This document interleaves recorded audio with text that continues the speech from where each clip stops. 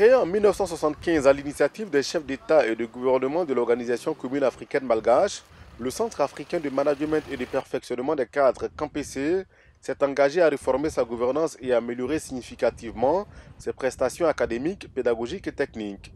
Il a pour mission d'assurer le perfectionnement des cadres africains et d'accompagner les administrations africaines en quête de performance. Le CAMPC assure la formation des cadres africains, qu'ils soient du secteur privé ou du secteur public. Le CAMPC également fait de la recherche dans le domaine du management et le CAMPC fait de l'assistance conseil aux administrations. Dans ses activités, l'institution a lancé un Master 2 en diplomatie, protocole et relations internationales. Cette formation permet aux participants d'apprendre davantage sur les meilleures pratiques créatrices de valeur à travers des études de cas, des retours d'expérience et des résultats issus des dernières recherches en la matière. Au cours de l'événement, Nyamien Yao, consultant en relations internationales et protocoles, a échangé avec les participants sur l'organisation et le fonctionnement du monde d'hier à aujourd'hui. Il n'y a pas de modèle de réussite parce que tous les modèles de réussite sont circonstanciés. On est d'accord?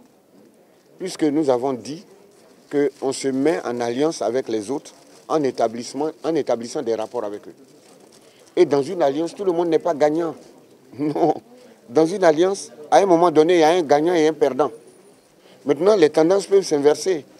Mais ce qu'il est conseillé de faire, c'est de prendre connaissance de ce qui fonde une alliance avant de s'engager. Lors de cette conférence inaugurale, organisateurs ainsi que participants ont visité les salles de formation, une formation qui se fera également en ligne. La formation va se passer en présentiel et également en ligne. Nous avons des auditeurs qui résident en Côte d'Ivoire et des auditeurs qui sont hors de la Côte d'Ivoire.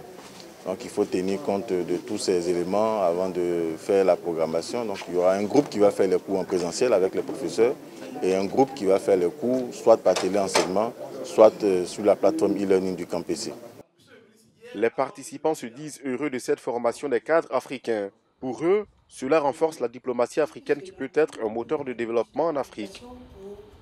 Je trouve que c'est une bonne chose déjà que nos cadres africains se forment en Afrique même. Comme ça, on pourra avoir suffisamment la force, n'est-ce pas, et les idées africaines à véhiculer dans le monde. La mise en œuvre des actions et des activités qui découlent de ces axes stratégiques ont déjà permis d'obtenir des résultats probants.